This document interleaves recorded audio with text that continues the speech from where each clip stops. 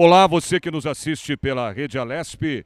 A partir de agora, você acompanha aqui ao vivo, direto do plenário Juscelino Kubitschek, a sessão ordinária de hoje, segunda-feira, 9 de dezembro de 2019. A partir deste momento, preside os trabalhos da Casa o deputado Gilmaci Santos, do Republicanos. Presente no número regimental de senhoras deputadas e senhores deputados, sob a proteção de Deus, iniciamos nossos trabalhos. Essa presidência dispensa a leitura da ata da sessão anterior e convida o novo deputado Coronel Telhada para ler resenha do expediente. Senhor presidente, nós temos aqui dois requerimentos. O primeiro é do deputado Sebastião Santos, requerendo nos termos regimentais, para que se registre nos anais da Casa, voto de congratulações com a população de Sete Barras, tendo em vista que o aniversário do município é no próximo dia 18 de dezembro. Temos também um requerimento do prezado deputado Altair Moraes, também requerendo que seja registrado nos anais da Casa, voto de congratulações com a população de Mauá, pelo transcurso de mais um aniversário da cidade comemorado no dia 8 de dezembro, ontem.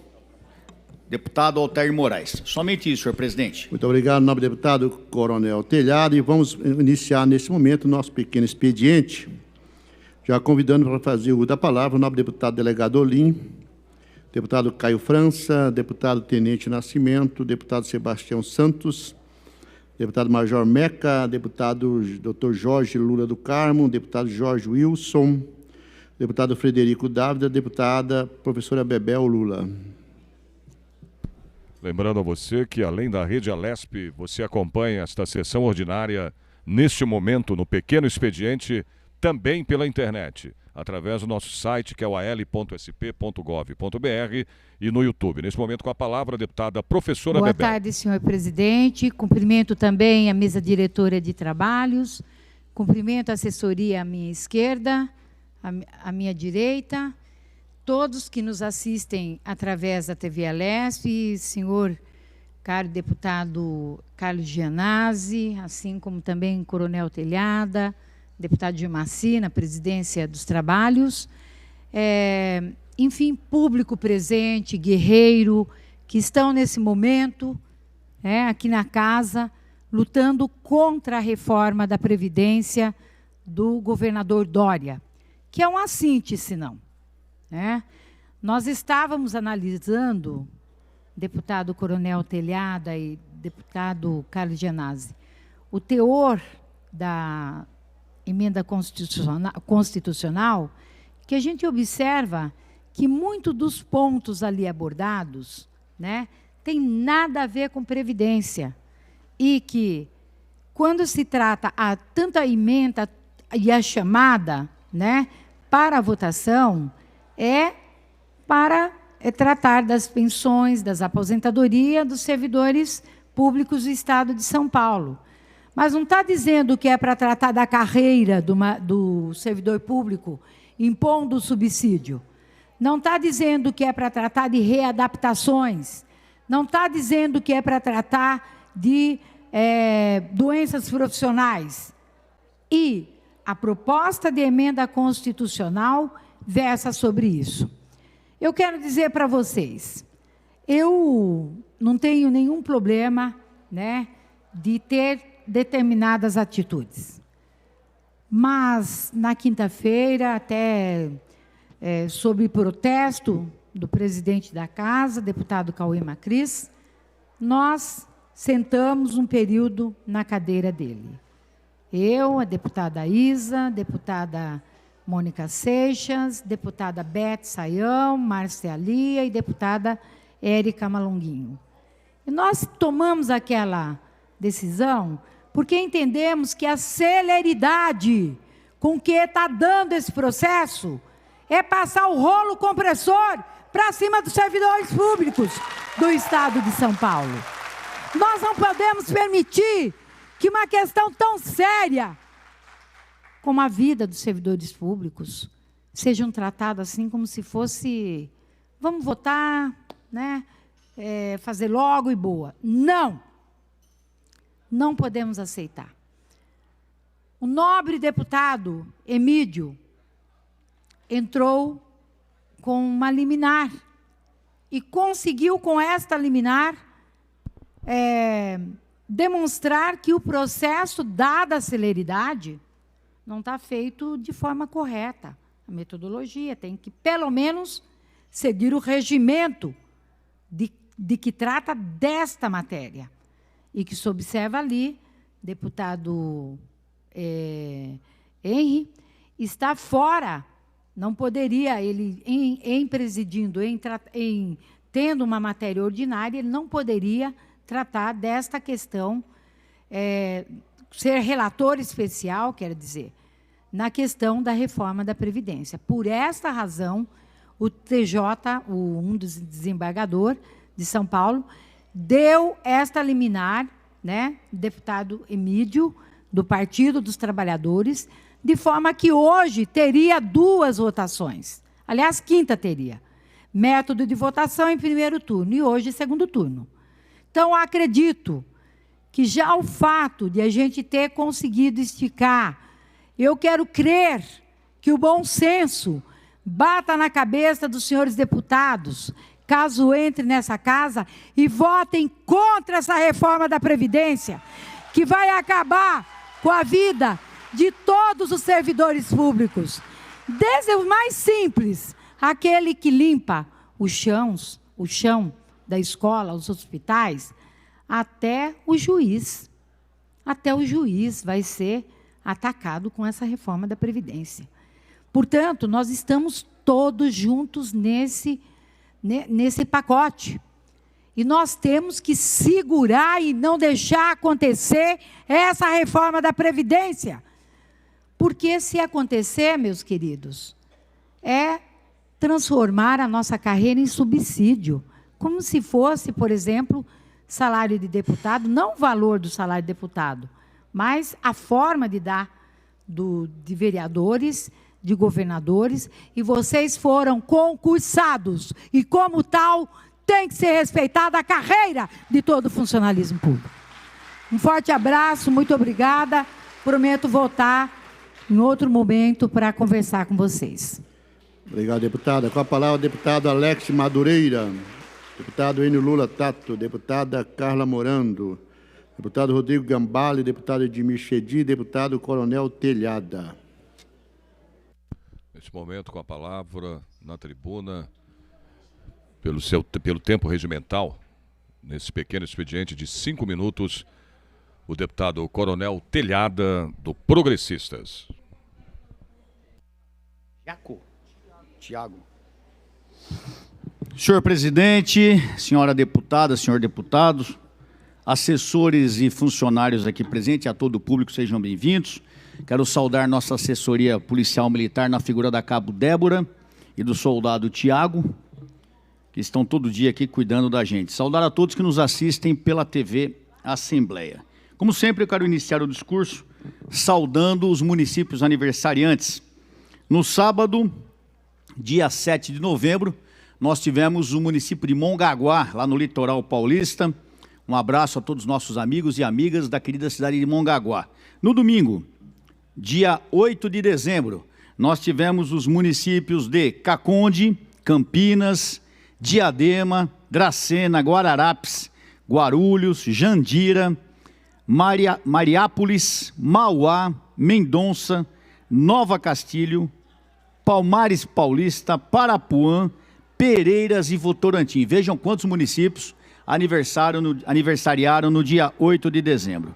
E hoje, dia 9 de dezembro, é o aniversário da querida cidade de Indaiatuba. Um abraço a todos os amigos e amigas da querida cidade de Indaiatuba. Aproveitar e mandar um abraço para o meu amigo o coronel Celso Lucas, que mora aí na cidade de Indaiatuba.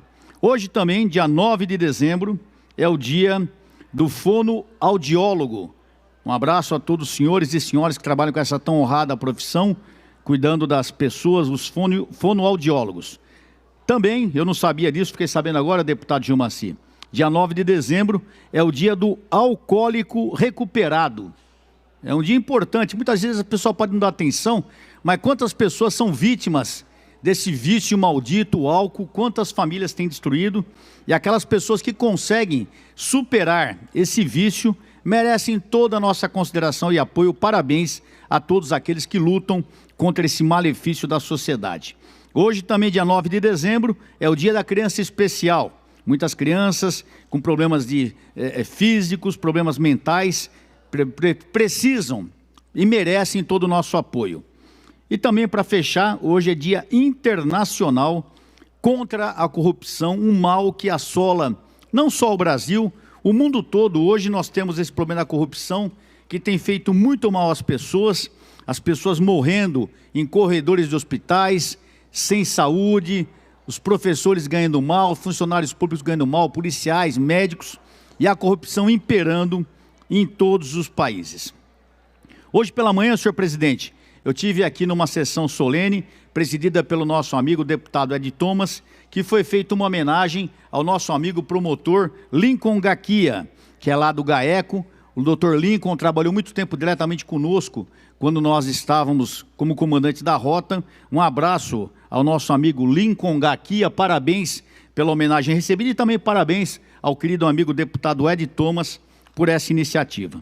Hoje também, dia 9 de dezembro, por volta de meio-dia, nós participamos da entrega de mais viaturas à Polícia Militar. Tem uma foto aí, foram entregues ali no Pacaembu mais 500 viaturas, no total, que serão entregues, no total, são 1.806 viaturas, sendo viaturas do radiopatrulhamento, da Rádio Patrulha, viaturas de choque e viaturas do bombeiro. Então, parabéns ao governo por esse trabalho que tem feito, renovando toda a nossa frota, não só viaturas de radiopatrulha, corpo de bombeiros e tropa de choque também. As viaturas não só aqui de São Paulo, mas de todos os municípios do interior também serão trocadas. E uma notícia triste para finalizar, um acidente de trânsito que aconteceu lá no Rio de Janeiro, onde numa fatalidade essa viatura da Polícia Militar do Rio de Janeiro estava fazendo abordagem de um veículo suspeito na rodovia, no acostamento, quando acabou sendo levado por uma carreta. Uma carreta acabou atropelando não só a viatura, mas como o carro que estava sendo abordado está ao lado. Então, várias pessoas feridas, pessoas em estado grave, e infelizmente um policial militar faleceu no local. Foi ontem, domingo, dia 8, 3 pessoas feridas gravemente e um policial militar morto. E o pior, que após ser feito, era um caminhão que transportava gás inflamável, vejam só que perigo. O pior, foi feito o exame no motorista para ver se ele estava sob efeito de álcool e foi comprovado que ele estava alcoolizado. Imaginem isso, um homem dirigindo um caminhão carregando gás inflamável e alcoolizado. Olha que situação terrível, acabou gerando 3 pessoas gravemente feridas e a morte do cabo da Polícia Militar, Renan da Silva Gonçalves. Eu não tenho foto dele, vou ver se eu trago amanhã. Renan da Silva Gonçalves, um jovem de 34 anos, idade do meu filho. Ele estava no 10º Batalhão da Polícia Militar, na Barra do Piraí, e estava na corporação há 8 anos. Então, mais uma fatalidade por causa da maldita bebida. Eu falei agora das pessoas recuperadas do álcool, mas ainda nós temos motoristas e pessoas que dirigem, motoristas profissionais, motorista de caminhão que consegue, que tem a petulância, a cara de pau, a irresponsabilidade de dirigirem sob efeito de álcool. E veja o que aconteceu, 3 pessoas feridas e um policial morto por causa da insensatez desse motorista. É uma pena, mas é a nossa realidade. Muito obrigado, senhor presidente. Só para fechar, senhor presidente, a deputada Bebel falou agora da reforma da Previdência. Eu queria aqui, houve uma ação por parte do PT contra a reforma da Previdência. Queria aqui, mais uma vez, fazer um apelo ao governador do estado para que ele não volte com esse projeto esse ano. Esse projeto precisa ser estudado. Esse projeto... Obrigado. Esse projeto, eu repito, foram 2, 3 anos em Brasília sendo estudado e eles querem nos empurrar goela abaixo em 1 mês, 15 dias, um projeto. Isso é insensato. Então, senhor governador, por gentileza, atenda a nossa solicitação, nos perdoe até a orientação, puxe esse projeto novamente, estude, veja as emendas apresentadas pelos deputados e propõe alguma coisa que não vá fazer tão mal ao servidor público como está fazendo. Muito obrigado, presidente. Obrigado, deputado. Com a palavra, deputado Gil Diniz, deputado Adalberto Freitas, deputado Reinaldo Augusto, deputado Paulo Lula Fiorino, deputado Analice Fernandes. Passamos, então, à lista suplementar, convidando o deputado Carlos Gianazzi. Na tribuna, para suas palavras, pelo tempo regimental de 5 minutos, no pequeno expediente, o deputado Carlos Gianazzi, do PSOL. Senhor presidente, senhores deputados, senhoras deputadas, público aqui presente, telespectador da TV Assembleia, primeiro saudar os nossos colegas, guerreiros e guerreiras, servidores e servidoras do Estado de São Paulo, as mais diversas categorias aqui presentes, todo o funcionalismo unido contra a farsa da reforma da Previdência, contra o confisco salarial. E gostaria, senhor presidente, de dizer que, para aprovar essa farsa da reforma da Previdência, o presidente da Assembleia Legislativa, o deputado Cauê Macris, está utilizando, né, de autoritarismo, de posições extremamente totalitárias, né, para agradar o governador Dória, para agradar os bancos e as empresas privadas de previdência. Uma pressa enorme que até mesmo agora a Justiça concedeu uma liminar suspendendo o trâmite da PEC número 18, porque tem muitas irregularidades nesse trâmite, né? Principalmente com a figura, com a designação da relatoria especial, do relator especial, que é uma excrescência total que existe ainda no regimento interno da Assembleia Legislativa. Dizem que é o único lugar do Brasil que tem relatoria especial. É algo anacrônico da época da ditadura militar ainda, que eles utilizam, né, para passar o rolo compressor e aprovar um projeto danoso como esse, não só para os servidores, mas como para todo o Estado de São Paulo. E na semana passada, nós assistimos aqui um show de horrores, né? Um deputado do MBL, que é, na verdade, um profissional da provocação, ele vive disso, agrediu os servidores, chamando os servidores de vagabundos, agrediu os deputados também, dizendo o mesmo. No dia seguinte, né, nós tivemos o fechamento da Assembleia Legislativa. A Assembleia foi fechada, não só o plenário foi fechado, mas toda a Assembleia Legislativa de São Paulo. E eu me lembro que em 180 anos de existência da Assembleia Legislativa, 185 anos, na verdade, ela só tinha sido fechada 2 vezes, na ditadura do Estado Novo e depois na ditadura militar, em 1969. Mas agora vai entrar no currículo também do fechamento da Assembleia Legislativa o dia 5 de dezembro, quando o deputado Cauê Macris fechou a Assembleia Legislativa, né, com medo do povo. E eu disse que os deputados aqui são inquilinos, estão todos de passagem, todos nós, né? O dono da casa é o povo, vocês são os donos da casa. Nós estamos de passagem por aqui, né? Aqui é a casa da cidadania, da população. Então, um verdadeiro absurdo. Além disso, a imprensa foi impedida de entrar, né? O público em geral, os servidores. Houve um show, um espetáculo de autoritarismo na semana passada aqui na Assembleia Legislativa, que nós vamos denunciar exaustivamente e pedir explicações para o presidente no Colégio de Líderes. Isso não pode acontecer aqui na Assembleia Legislativa. Agora, tudo isso para passar goela abaixo um projeto de lei, aliás, 2 projetos, uma PEC e um PLC, contra os servidores do Estado de São Paulo, né? E foi por isso que nós conseguimos essa vitória importante na Justiça de barrar, pelo menos provisoriamente, o trâmite da PEC. Isso mostra, né, que a pressa, que esse autoritarismo em aprovar essa reforma para agradar o Serra e o mercado financeiro e as empresas privadas de previdência, né, vai ter muita contestação, muita luta e muita resistência. Então é muito importante, nós estamos fazendo a luta jurídica, nós da oposição estamos obstruindo, vamos obstruir sistematicamente, como sempre, aqui no plenário, mas a mobilização dos servidores vai ser fundamental.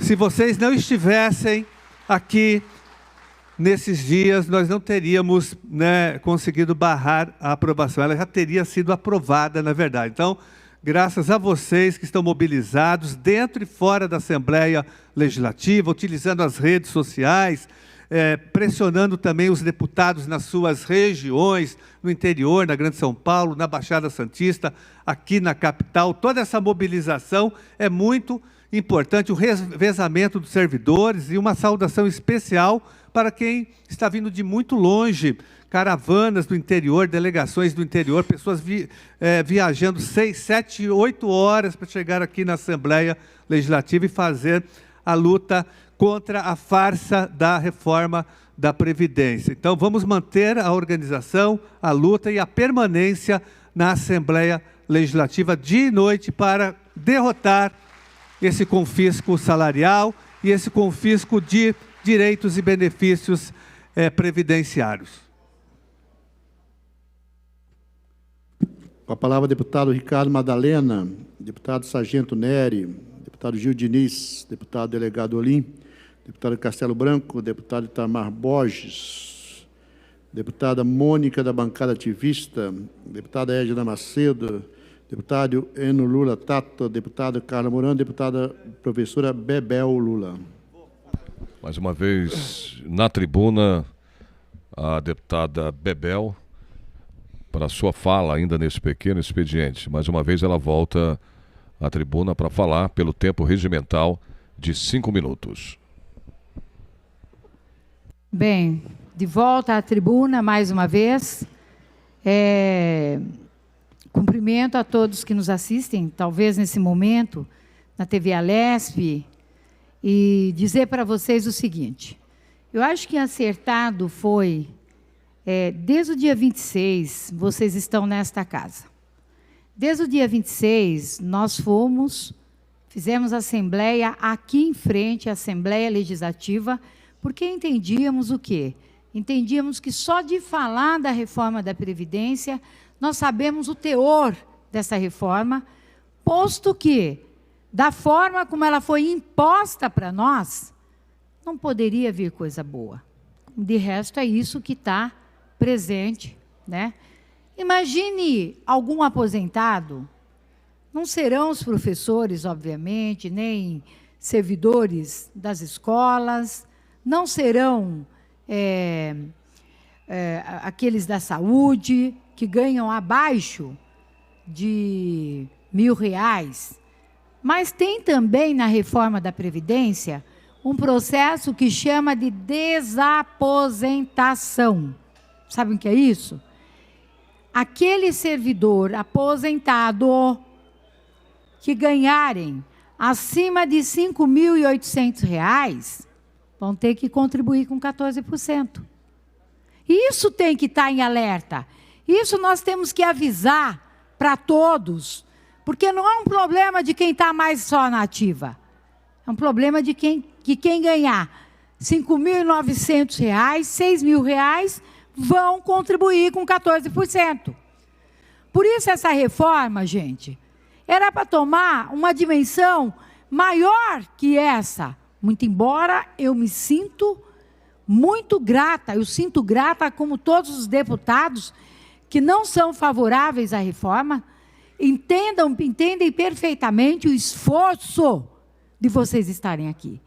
A pressão que vocês estão sofrendo nas diretorias de ensino, muitos supervisores estão aqui, nas escolas, para não estarem aqui, muitos até do judiciário, muitos da polícia, inclusive civil, presentes aqui no plenário, sofrendo pressão para não estar aqui. Mas faz o seguinte, a pressão é maior, é nossa, não é de minoria. Nós temos que reverter essa lógica de que a minoria faz política ou faz lei para a maioria. Não! A maioria é que tem que fazer a lei. E a maioria são, senão, a maioria do povo paulista. A maioria dos servidores públicos do Estado de São Paulo. Um dia eu até debatia, tudo bem, fazem contas de quantos vão votar a favor, contra, eu não tenho muita certeza se o governo tem, não quero nem saber, nós estamos aqui na disputa, uma luta de hegemonia política. Hegemonia política não é partidária. Mas todos aqueles, como aqui declarou o coronel Telhada, brilhantemente, é o que eu acho. O bom senso tem que mandar.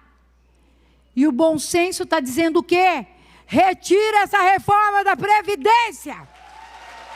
Porque não pode ser só nós, deputado Gianazzi, estamos achando errado. Só nós somos, a oposição aqui está errada. Porque se o coronel Telhada não é, tá certo? Mas ele tem lógica, ele está guiado por uma lógica de servidor público, aquele que é concursado, que também sente as agruras de que um policial passa também. Ou outros que não representam a polícia militar, mas sabem as dificuldades, porque passam aqueles servidores que ele tem como base. Então, eu quero dizer para vocês o seguinte, é fundamental, amanhã tem que ter o triplo disso aqui. Amanhã nós vamos encher lá fora e vamos vir para dentro da casa.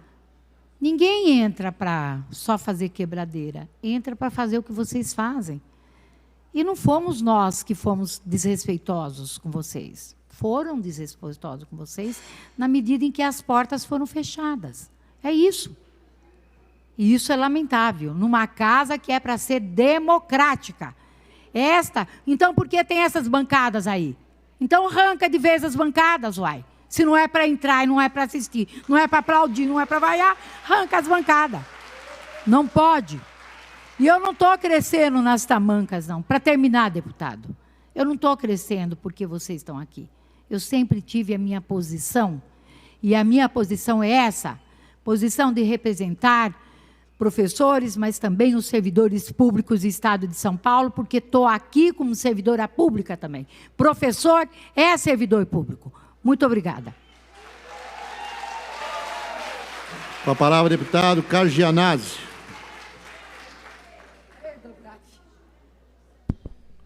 Depois da fala da deputada professora Bebel, volta mais uma vez à tribuna para a sua fala nesse pequeno expediente, o deputado Carlos Gianazzi, do PSOL. Ele vai suspender.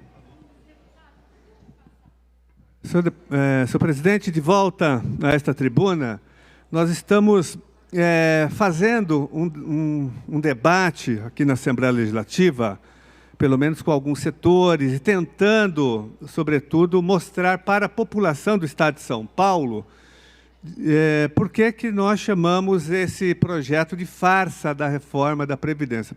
Primeiro que nós afirmamos que não há déficit, que não há dívida da Previdência estadual.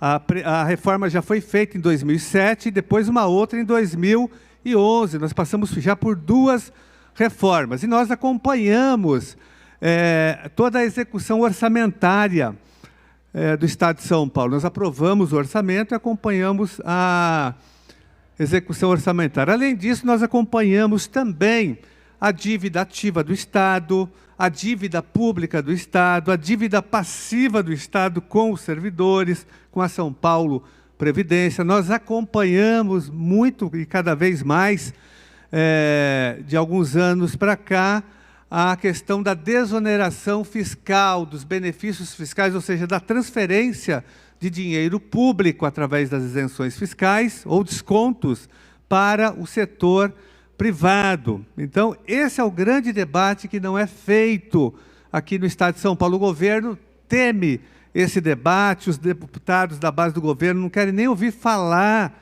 sobre essas questões que eu levantei. Dívida ativa, guardem a dívida ativa, que é a dívida das grandes empresas com o fisco estadual, né? A dívida pública, que é essa dívida que o Estado paga para a União. Hoje ela gira em torno de 17 bilhões de reais só de rolagem da dívida, só de juros e amortizações, nem é o pagamento da dívida. A política de desoneração ela também é superior a 17 bilhões de reais. E tem a famosa dívida passiva, que o Estado deve dinheiro, né, para a São Paulo Previdência, para os servidores, que ele foi saqueando historicamente do antigo IPESP, e não devolveu ainda. Me lembro que na reforma da Previdência, vocês estavam aqui em 2007 fazendo um grande movimento, deputada Bebel, Vossa Excelência estava com a POSP aqui, e o governo reconhecia na época uma dívida de 100 bilhões de reais, que teria que devolver. Até hoje não devolveu. Outro dia, o presidente da São Paulo Previdência disse que já devolveu 43 bilhões de reais, mas não prova, não tem documento, não tem nada. E reduziu essa dívida de 100 bilhões para 43 bilhões. O que nós estamos dizendo é que tem muito dinheiro no orçamento, São Paulo não está em crise, o orçamento está aumentando, a lei de responsabilidade fiscal está sendo respeitada no Estado de São Paulo, o Estado de São Paulo não chegou nem no limite prudencial ainda da lei de responsabilidade fiscal. Então, não há nenhum motivo fiscal, econômico, para que haja, né, essa farsa de reforma. E nós tivemos acesso agora à dívida atualizada, a dívida ativa do Estado de São Paulo, que, como eu já disse anteriormente, já é superior a 340 bilhões de reais. Eu sempre mostro aqui alguns quadros falando dessa dívida, né, dos principais devedores. Eu vou citar o nome de alguns. Essa dívida é pública. Qualquer pessoa pode acessar o site da Secretaria da Fazenda e colocar lá dívida pública, aparece. Você vai ter acesso aos principais, aos grandes devedores da dívida pública, né? Então vamos lá, olha.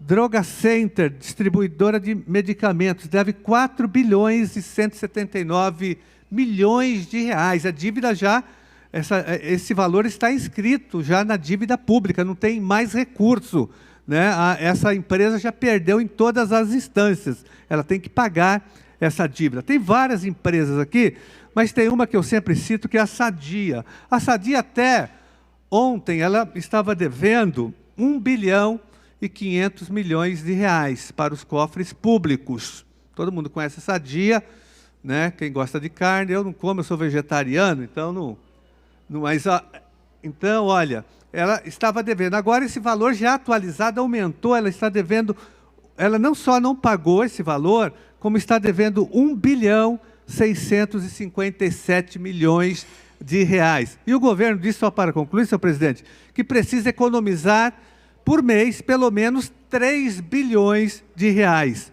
Então, se eu pegar aqui a dívida da Sadia e de um outro frigorífico, que eu tenho aqui em mãos, que deve 1 bilhão e 200 milhões de reais, que é exatamente esse frigorífico aqui, distribuidora de carne São Paulo. Ele deve, olha, 1 bilhão e 200 milhões. Só com essas duas dívidas, eu já chego quase nos 3 bilhões por ano. Agora imaginem que nós temos 340 bilhões de dívida, e o governo pretende economizar 33 bilhões em 10 anos. Então, se ele pegar aqui 5 grandes devedores, ele já resolve essa situação por 20 anos. Então, não tem crise, pessoal. Tem dinheiro e tem muito dinheiro. Agora, os deputados aqui não tocam nesse assunto, porque muitos parlamentares foram financiados por essas empresas. Essas empresas que eu citei têm isenções fiscais.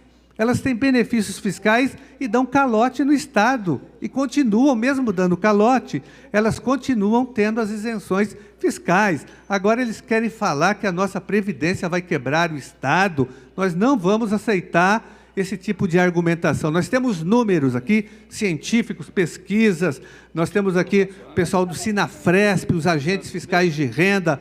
Eles entregaram um relatório aqui falando dessa política de desoneração, desmascarando a política de desoneração fiscal do Estado de São Paulo. Nós estamos aqui com todos os dados, mas infelizmente a imprensa não fala, porque a imprensa é a favor dessa reforma, os deputados, aqui a maioria da Assembleia Legislativa, né, o Judiciário. Então há uma colonização, o mercado colonizou as mentes e as posições, né, do parlamento, do judiciário, para concluir, da imprensa, enfim, por isso que eles não querem debater todas as dívidas que eu citei aqui. Mas nós vamos debater. Um abraço. Com a palavra, a deputada Edna Macedo.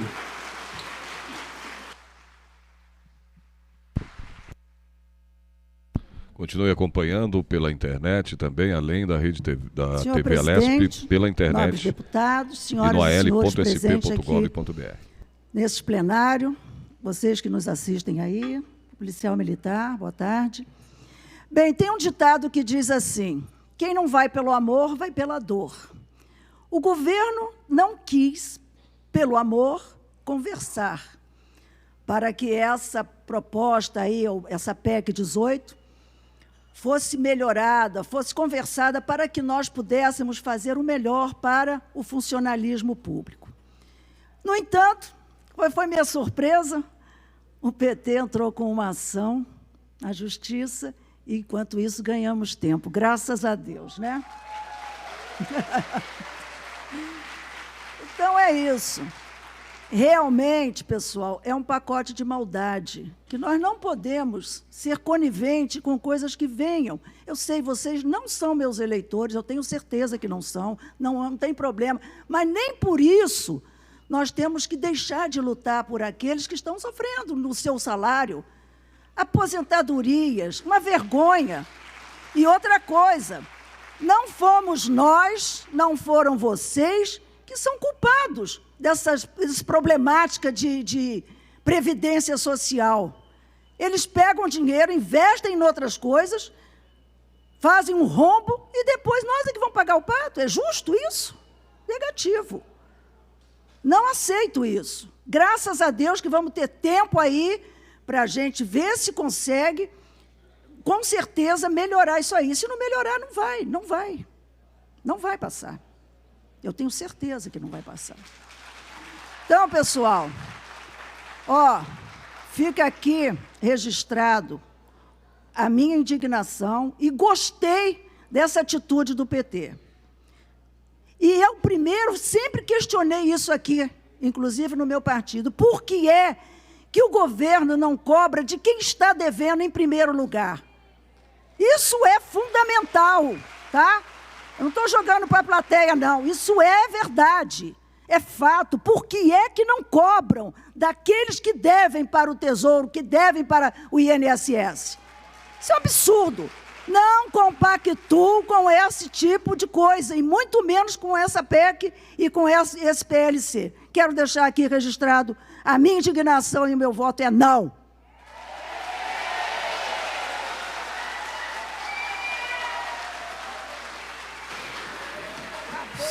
Senhoras deputadas, senhores deputados, nós não temos mais escrita aqui para o pequeno expediente. Então, vamos entrar no grande expediente, convidando para fazer uso da palavra o deputado Coronel Telhada, deputada Maria Lúcia Amari e deputado Carlos Gianazzi. Mais uma vez, o deputado Carlos Gianazzi volta à tribuna. Agora, neste momento, no grande expediente. Esse grande expediente foi iniciado porque chegamos ao final da lista de deputados complementares. Então, passamos ao grande expediente com 10 minutos. Senhor presidente, de volta a esta tribuna, senhor presidente, antes de voltar ao tema da reforma da Previdência, eu não posso aqui de manifestar o nosso total apoio à luta dos servidores e, sobretudo, das professoras do município aqui de Mairinque, que estão sem receber, com salários atrasados, reclamando de autoritarismo da gestão e de falta de gestão democrática na rede. Então, os salários atrasados, a prefeitura dá uma satisfação para os servidores e, sobretudo, para o pessoal da educação. Então, faço aqui um apelo, uma exigência para que a prefeitura regularize o pagamento das servidoras e servidores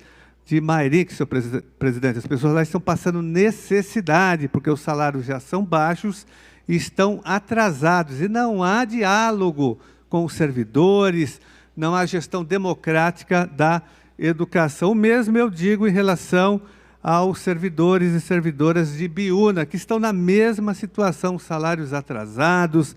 Lá a situação ainda é mais grave na área da educação, que nós estamos acompanhando, né, uma gestão da educação autoritária, que não consulta as professoras, que tenta fazer alterações sem debate com a comunidade escolar, sobretudo com os servidores da educação, no plano de carreira. Inclusive, fomos informados que amanhã haverá uma votação, né, a toque de caixa, como estão tentando fazer aqui com a reforma da Previdência, querem fazer lá na cidade de Ibiúna. Então, nós queremos repudiar esse comportamento do prefeito, do secretário da Educação, de não dialogar com toda a rede de ensino, sobretudo com os servidores da educação infantil. Senhor presidente, eu quero voltar ao tema que eu estava debatendo aqui sobre a reforma da Previdência, até porque eu tenho mais tempo. Eu estava dizendo aqui que não há déficit orçamentário na área da educação. E já disse inúmeras vezes que os servidores estaduais estão há muitos anos com os salários arrochados, defasados, e que os servidores estaduais já foram vítimas de várias reformas, não só as estaduais. Eu citei duas, a do Serra, de 2007, e a do Alckmin, de 2011. Mas nós tivemos a do Fernando Henrique Cardoso, em 2008, a famosa emenda 20, e depois nós tivemos a emenda 41 do Lula. E eu lembro e conheço vários de vocês que estão aqui, que estiveram em todas as manifestações, em Brasília, lutando em Brasília, né, contra a emenda 20, a emenda 41, estiveram aqui na Assembleia Legislativa, lutando contra a reforma de 2007, na de 2011 também, que foi a criação da Previdência Suplementar. Então, nós já tivemos várias reformas que penalizaram imensamente as trabalhadoras e trabalhadores do Estado de São Paulo. Essa reforma é a maior farsa que existe, porque, primeiro, elas já foram feitas e nós estamos trazendo o debate que o governo não está fazendo. Eu insisto aqui com os deputados da base do governo, venham para o debate, pesquisem a dívida ativa do Estado de São Paulo, que só cresce. Por que que cresce? Porque o Estado não se esforça para cobrar a dívida ativa, que é de aproximadamente 340 bilhões de reais. E de que forma que o Estado não cobra, né? Precarizando os mecanismos de cobrança, sobretudo precarizando a estrutura da Procuradoria-Geral do Estado, né, que há um déficit enorme de procuradores e, sobretudo, de funcionários e de estrutura para cobrar essas dívidas que eu citei aqui.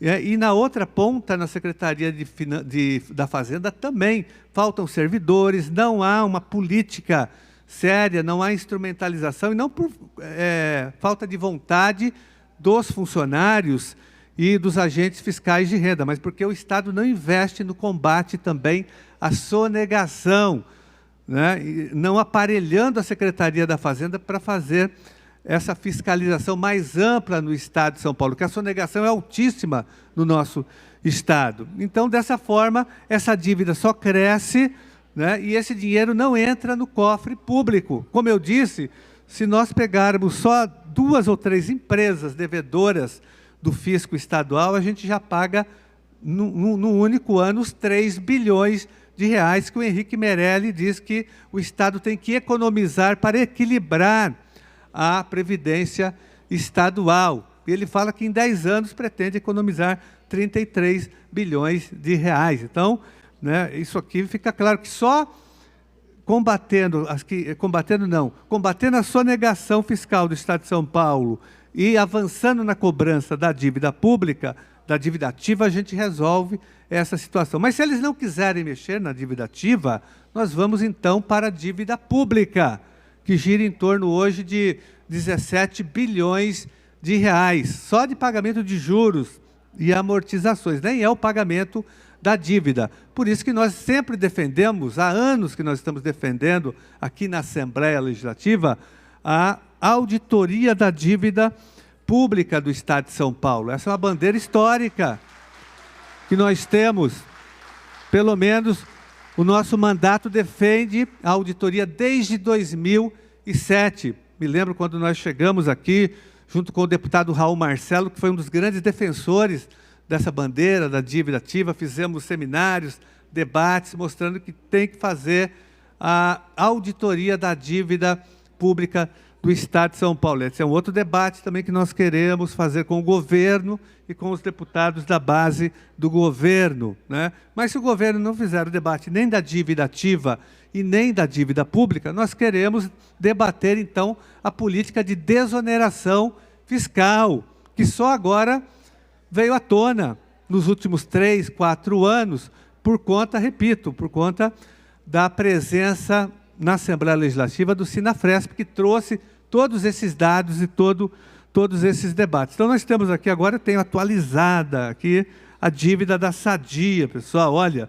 era de 1 bilhão e 500 milhões de reais, agora arredondada, ela já gira em torno de 1 bilhão e 600 milhões de reais. Né? Por que eu peguei aqui o ramo frigorífico, pessoal? Porque esse ramo frigorífico, esse setor, tem isenções fiscais. Então, pensem que essa empresa, além de ser caloteira, ela deve e não paga 1 bilhão e 600 milhões de reais para os cofres públicos, né? Ela tem isenção do ICMS, que é o principal imposto que sustenta a escola pública, a universidade pública, a ETEC, a FATEC, o SUS, o Sistema Único de Saúde, a segurança pública.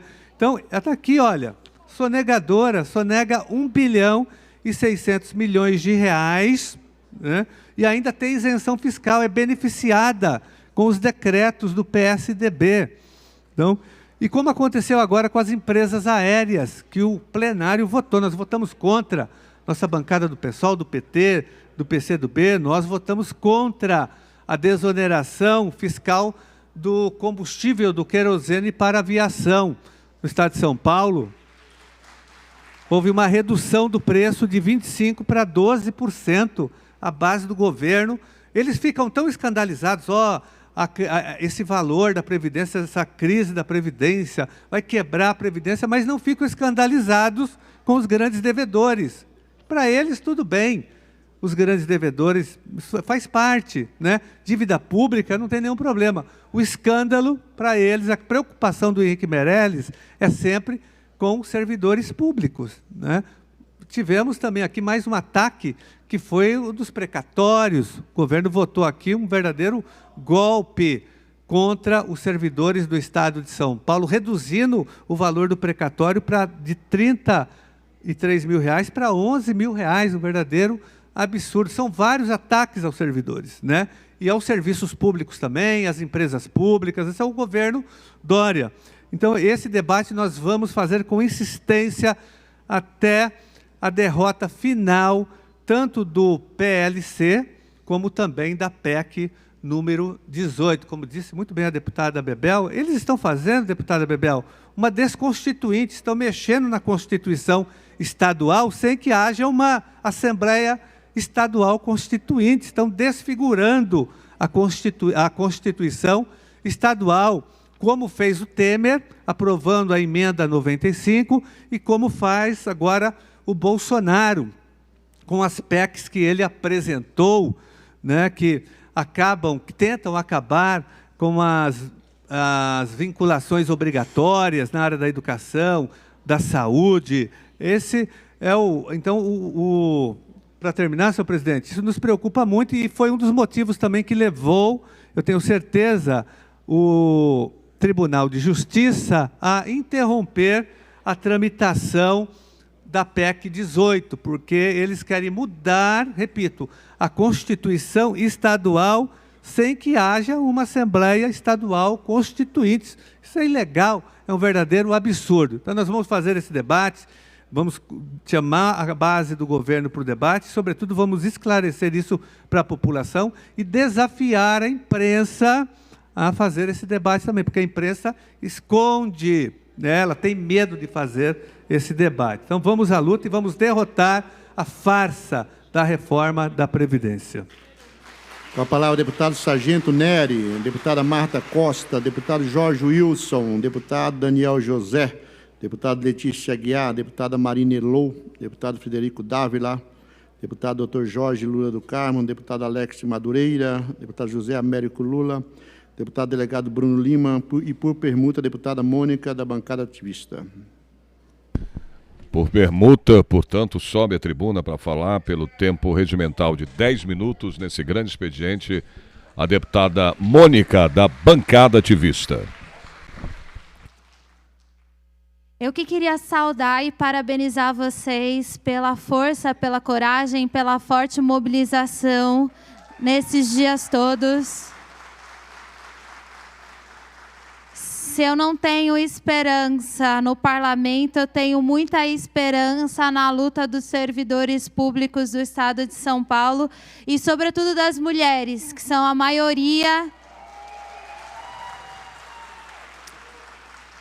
São a maioria entre as ativas, servidores públicas, não são a maioria entre os inativos, porque a conjuntura mudou, mas hoje elas são a maioria entre os trabalhadores do Estado de São Paulo e serão perversamente punidas por essa reforma da Previdência. Não é à toa que vocês estão aqui carregando seus filhos, estou vendo muitas mulheres trazendo filhos para a Assembleia Legislativa, passando tardes, noites, dias inteiros aqui na luta, corajosamente lutando, o que me faz ter a responsabilidade de ter uma coragem proporcional à luta de vocês. E a gente sentou na mesa da presidência e vai sentar quantas vezes forem necessários até que sejamos participadas das votações e das decisões sobre a nossa vida. Porque se tem uma coisa que mantém o Estado de São Paulo em pé, são as professoras, as enfermeiras, as agentes de organização escolar, as agentes penitenciárias, as peritas, as delegadas, entre todos os outros servidores, mas eu quero aqui fazer uma saudação à luta aguerrida das mulheres nessa conjuntura tão adversa. Conto com todas vocês. Bom, a gente está assistindo, e já faz muito tempo que a gente sabe que a Assembleia Legislativa é um puxadinho do governo do Estado de São Paulo. São mais de 20 anos do governo PSDB, em que ninguém fala dessa casa, ninguém participa das decisões dessa casa, pouco consegue se debater. Isso porque a Assembleia Legislativa tem um dos regimentos internos mais antigos do país, eu estou falando isso há muito tempo, que dá à presidência da casa poderes esdrúxulos, como nos tirar o direito ao debate em comissões e decretar relatores especiais em que uma pessoa só vota por uma comissão inteira. Nos dá pouco dispositivo de prorrogar pautas, de participar das pautas, e é por isso que a Assembleia Legislativa hoje tem a vergonhosa pecha de esticadinho. O governador vem aqui para despachar, tem a sua vontade garantida como se fosse unânime, e nós, parlamentares, estivéssemos aqui apenas sendo embrionados, porque é o que a maioria aqui está, embrionando para ser candidata a prefeito na sua cidade.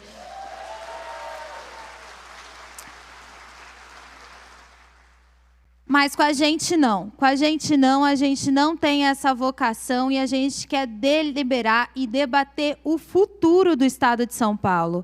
Estado de São Paulo que para o governador João Dória, que a gente não pode acusar ele de mentir nesse item, porque se tem uma coisa que ele está prometendo desde a campanha é acabar com o serviço público do Estado de São Paulo. Porque para quem não entendeu, o Estado mínimo é sem a escola pública na ponta, é sem o posto de saúde na ponta, é sem a delegacia na ponta, é sem os agentes públicos na ponta, e nem a segurança pública que ele usou como margem de manobra durante a campanha está a salvo. Vide os agentes penitenciários que estão sendo terceirizados para a iniciativa privada, e se tem uma coisa que ele está privatizando é serviço público, trabalhador público, e está terceirizando todos. Até o braço repressivo que ele jurou valorizar, que ele prometeu dar aumento de salário. O que ele vai entregar é uma redução, um confisco de salário no primeiro ano para os trabalhadores, com doses de maldade, porque essa reforma da Previdência traz também reforma administrativa, vai mexer em adicionais por tempo, no quinquênio, na sexta parte, na média salarial, na pensão por morte, vai muito além dos pacotes de maldades prometidos, sonhados pelo Guedes e Bolsonaro. Por isso, a importância da luta dos senhores e das senhoras. Eu vi, hoje à tarde, vocês mobilizados, passando de gabinete em gabinete, e é isso mesmo, tem que cobrar conta desses senhores que estão aqui encastelados, dizendo para eles, mais uma vez, eu sentei aqui na mesa da presidência e alguém ficou dizendo lá em cima, essa cadeira é minha, essa cadeira é minha. Essa cadeira não é de ninguém. Nós somos convidados temporários para estar aqui. E quem pode caçar...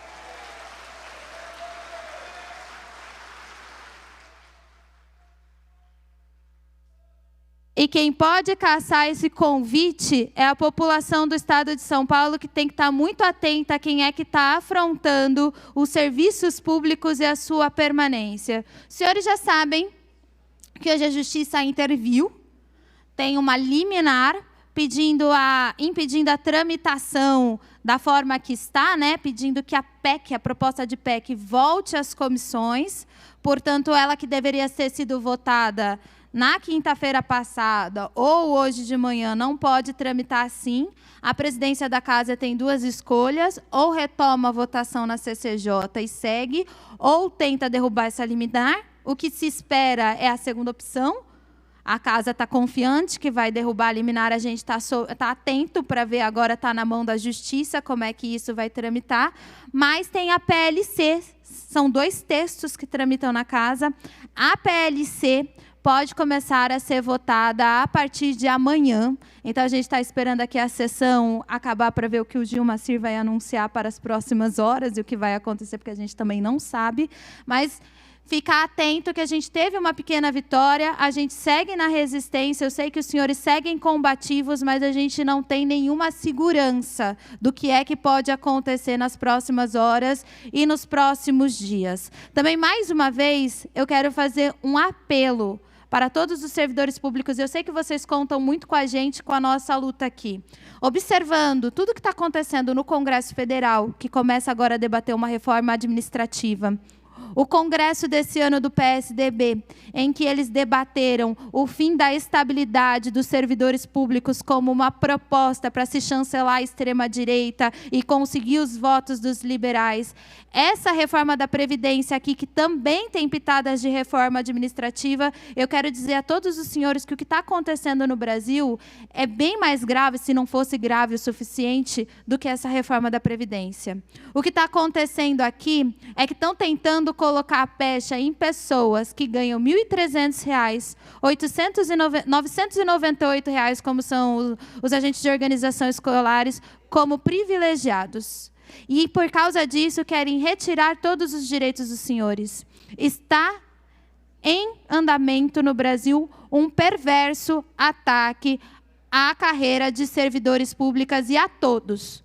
Os que estão aqui dizendo para os senhores que vão reduzir danos para a categoria X, Y, Z, estão tentando só se livrar do constrangimento de abrir a porta para o fim do funcionalismo público. Então, eu estou aqui para fazer um apelo que é momento de organização e de unidade de todos os servidores públicos estaduais. Não tem salvação e não tem como retirar ninguém até o final dessa proposta de reforma da Previdência. Por isso, para a gente não tem redução de danos, por isso a gente vai obstruir até o final e no final a gente vai votar não.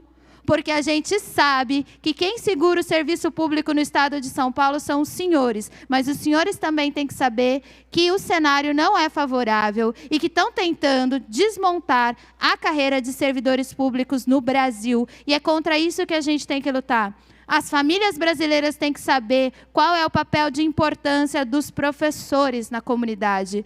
A família brasileira tem que saber que o policial não precisa de arma na mão e nem de licença para matar. O policial precisa de aposentadoria decente, de salário decente, de reconhecimento do seu trabalho.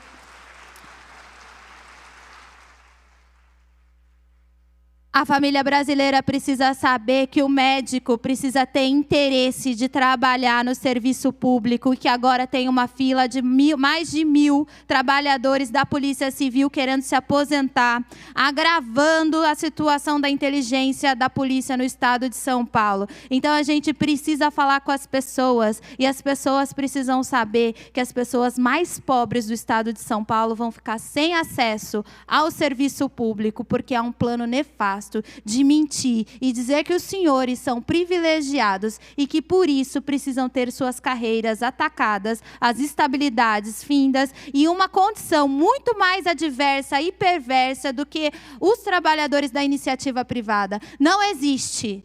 Não existe. Entre os trabalhadores federais, entre os trabalhadores da iniciativa privada, quem contribua com 14% do salário para a aposentadoria. É um pacote de maldade sem fim contra os senhores, contra os servidores, mas mais do que isso, contra os serviços públicos. A gente precisa ficar atento. Hoje provavelmente não vai ter nada, mas amanhã eu conto muito com os senhores por uma mobilização tão bonita quanto a gente está vendo agora. E mais uma vez quero saudar a luta e a disposição de todas e todos que estão aqui diariamente lutando mais do que por uma categoria, por uma pauta corporativista. Estão lutando pelo Estado de São Paulo e pelos serviços públicos gratuitos. Obrigada.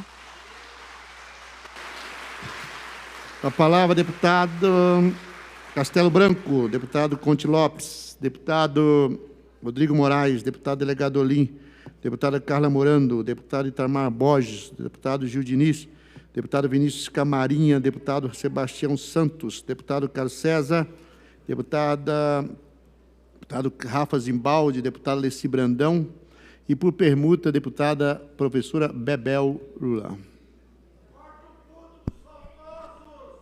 Mais uma vez, na tribuna, volta a deputada professora Bebel pelo tempo regimental nesse grande expediente de 10 minutos para sua fala.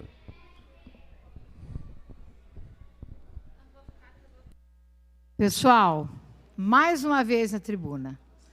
Mas eu acho que o momento faz jus. Primeiro, quero me dirigir a todos que nos assistem através da TV Alesp.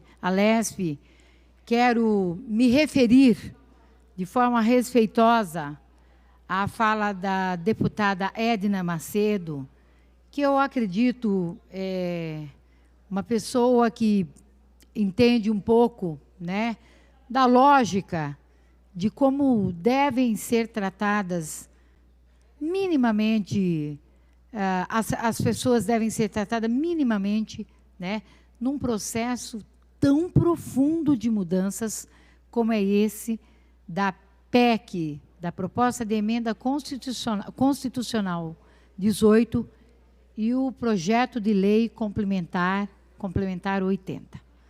É importante nós entendermos um e outro. E por que que a tramitação de um é tão importante como a do outro? Se é verdade que a PEC sofre por conta da ação da liminar conquistada aqui pelo Partido dos Trabalhadores na pessoa, deputado Emídio, né? E por isso paralisou a sua tramitação, verdadeiro é também que o PLC 80, ele tem o mesmo conteúdo da PEC. É exatamente a mesma coisa. Se você pegar a proposta de emenda constitucional e o PLC 80, é ipsis e literis, é a repetição. Com a diferença que um tem um papel de ser diretriz e o outro regulamentar em alguns pontos de forma mais pormenorizadas. Mas, mesmo assim, a PEC peca. E peca da maneira que eu estou chamando a atenção nessa tribuna há um bom tempo aqui. Eu nunca vi proposta de emenda constitucional tratar de exceção. Proposta de emenda constitucional trata da regra maior, é carta magna. Não é regulamentação de nada, pois é.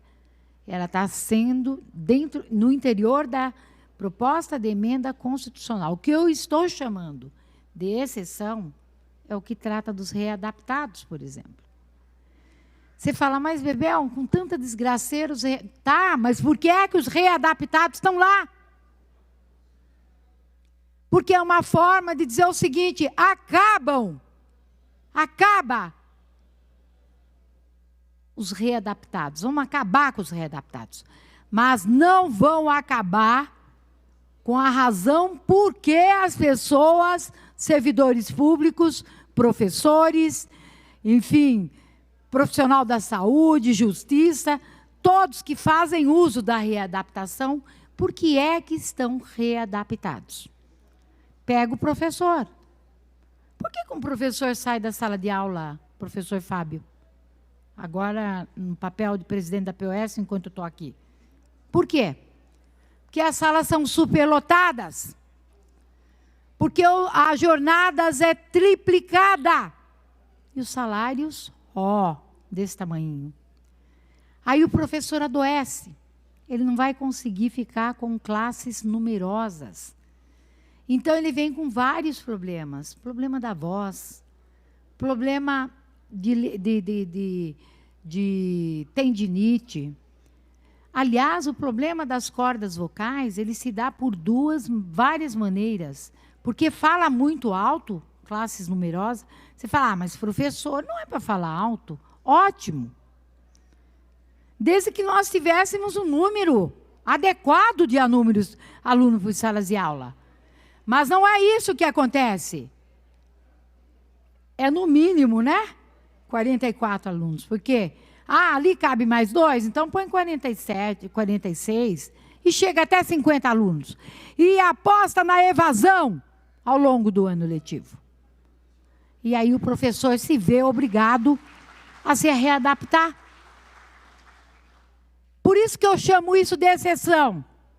Porque se o governo trabalhasse com as condições de trabalho dos professores, implantasse aquela jornada do piso, que é o que a jornada do piso? Hoje nós temos 40 horas semanais. Nós entramos 32 vezes e saímos, ficamos 8 horas nas salas de aula. Uma jornada ideal seria entrar 26 vezes, ficar 14, 7 para atividade de formação continuada no próprio local de trabalho e outras 7 em local de livre escolha. Eu sou professora de literatura. Quero saber se com essa condição estafante de trabalho e essa falta da atratividade na carreira, nós vamos ter condições de continuar com uma boa saúde no magistério público do Estado de São Paulo, embora fosse o nosso sonho. Ou, vou citar aqui um outro, profissional da saúde, que fica exposto lá no raio-x.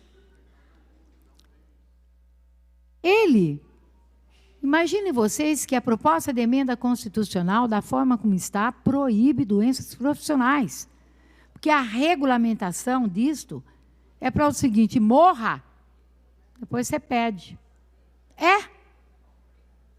Porque as condições ali dadas são estas.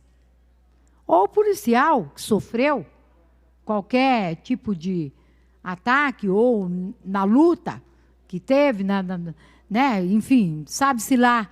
São situações de risco. Insalubridade até. Mas o que acaba acontecendo, na verdade? Nós estamos percebendo que a PEC tergiversa e ela, na verdade, está regulamentando a carreira do funcionalismo público da pior forma, por subsídio e desta forma aí, triste, que é a forma de desconsiderar as condições de trabalho de todos os profissionais do funcionalismo público do Estado de São Paulo. E eu não estou me atendo à minha carreira, que é de professor. Me dirijo aos policiais, me dirijo aos agentes penitenciários, me dirijo aos que fazem parte da justiça, me dirijo à saúde, me dirijo aos trabalhadores das escolas, enfim, todos, sem nenhuma distinção. Me dirijo a todos os funcionários públicos. E quero dizer para vocês, nós temos força suficiente para barrar essa reforma da Previdência. E barrá-la Não é ficar esperando que o sindicato faça sozinho. Não. Barrar essa reforma da Previdência é trazer 4 vezes. Eu disse 3, mas eu achei pouco. 4 vezes o que estamos aqui hoje. É os outros funcionários lotarem os ônibus junto com a POS. Pode vir junto todo mundo. Porque a hora é de unidade. Não interessa quem vai pagar a conta. Interessa que essa conta que nós vamos pagar é muito maior e muito mais cara que a conta, tá certo? Que vai pagar aí em termos de ter ônibus e qualquer outra coisa. Não é isso que está em questão. Para terminar a minha fala, quero perguntar, deputado presidente, se tem outras falações, então pediria a suspensão da sessão. Não? Levantamento, estão falando. Eu estou orientada pela minha assessoria. Levantamento. E dizer o seguinte, vocês, hoje, é importante que, independente de qualquer coisa, vocês devam ir para casa já. É direito de vocês irem para casa. Vocês estão desde 7 horas, tem gente que andou quilômetros, 5 horas da manhã, saíram de casa, meia-noite, para estarem aqui às 7. E, por sorte, não ter essa reforma aprovada. Mas amanhã vocês vão ter que, de novo, eu também, todos vamos ter que fazer isso. Em nome da retirada dessa reforma, vale passar a noite em claro, mas não passar a reforma da Previdência. É isso que a gente tem que fazer. Então, estou pedindo o levantamento da sessão e dizer para vocês, vão para casa, façam uma boa viagem e amanhã de volta aqui para fazer a mais linda luta, o maior enfrentamento que é contra a reforma da Previdência. Até a vitória. Obrigado, deputada, mas ainda existem oradores inscritos. Convidamos agora a deputada Edmir Chedi, deputado Roberto Moraes, deputado Luiz Fernando Lula da Silva, deputado Reinaldo Augusto, deputado Liceu Dalben, deputado César, deputada Graciela, deputada Bete Lula Saão, deputado Ed Thomas, deputado Emílio Lula de Souza, deputada Analice Fernandes, deputado por permuta, deputado Daniel José.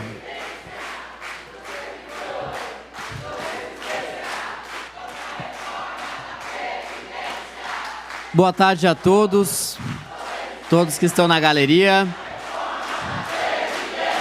Só um minuto, deputado. Senhoras, senhores, temos oradores na tribuna ainda.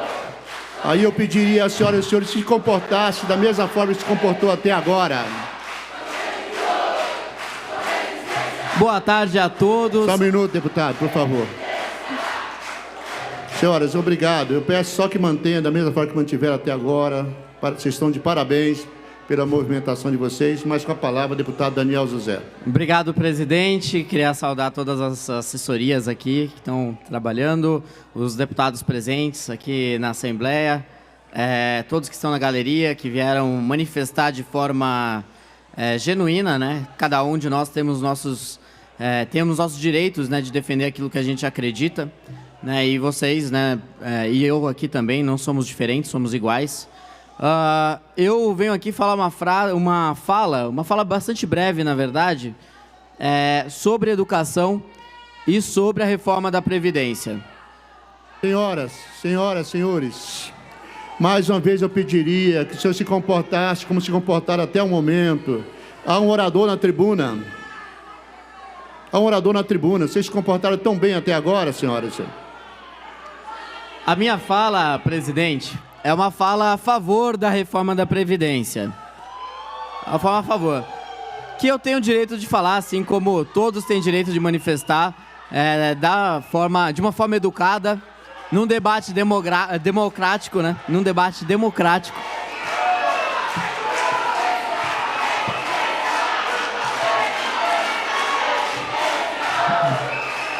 Assim como todos vocês aqui presentes, Eu sou um grande defensor da educação.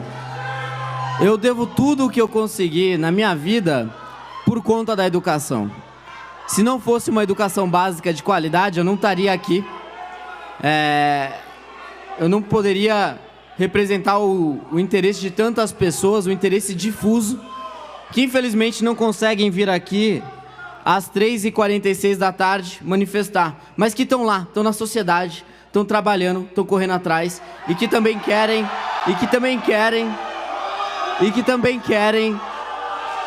uma educação melhor, que também querem que todos tenham direito à igualdade de oportunidades. A minha argumentação a favor da reforma da Previdência é simplesmente por uma questão matemática. Nós temos hoje um sistema previdenciário deficitário. O quanto é arrecadado em previdência no regime próprio... Deputado Daniel José, preservando o tempo de Vossa Excelência, eu queria dialogar com as pessoas da galeria, que eu não entendo, os senhores estão aqui reivindicando algo e não tenho a nobreza de ouvir o contraditório. Então, acho que se comportaram tão bem até agora, é o direito do deputado se manifestar favorável ou não. Agora, os senhores têm que ouvir também, porque é o direito do deputado. Então, eu gostaria de pedir, ouça o deputado. Quando terminar, vocês vaiam, aplaudam, fazem o que fizeram até agora, por favor. Vamos ouvir o deputado. Obrigado, presidente. Eu estou acostumado. A gente, na Comissão de Educação, é vaiado toda semana e faz parte. Agora, voltando ao ponto aqui principal, na minha argumentação, é de que o sistema da Previdência ele é deficitário. O quanto é arrecadado através dos funcionários públicos não bate 1/3 do quanto é gasto com Previdência. Isso implica que recursos de outras pastas, de outras áreas, acabam tendo que ser alocados na Previdência. A minha defesa da reforma da Previdência é justamente para que a gente tenha mais recursos para a educação. Para que a gente tenha mais recursos da educação. Hoje, a gente gasta 36 bilhões de reais com Previdência. A gente gasta 36 bilhões de reais com Previdência. Senhoras e senhores, se não houver aquela elegância de sempre dos senhores, eu vou suspender a sessão por conveniência da ordem. Pela ordem, senhor presidente. Então, não tem pela ordem. É questão de ordem. É questão de ordem. É questão de não tem a parte. É questão de ordem. Não, é questão de ordem. Não tem a parte. Não cabe a parte agora, deputado. É o deputado Daniel José. Mas você vai dar uma parte para ele. Ele está pedindo uma parte. Só terminar meu raciocínio, eu já te passo já, deputado. Se não houver silêncio, eu vou suspender a sessão. Sem problema nenhum. Imagina, eu faço questão de dar uma parte assim que eu conseguir terminar meu raciocínio. A Previdência gasta 36 bilhões de reais por ano, nesse ano. O orçamento da Secretaria de Educação é de 32 bilhões, aproximadamente. Agora, quando a gente desconta o valor gasto dentro da Secretaria de Educação com inativos, quando a gente desconta repasses do Fundeb, que vão diretamente para os municípios, quando a gente desconta todos aqueles recursos que o secretário de Educação não tem ingerência sobre, o orçamento real da Secretaria de Educação do Estado de São Paulo, para garantir que 3,5 milhões de jovens sejam educados todos os anos, é de 18 bilhões de reais.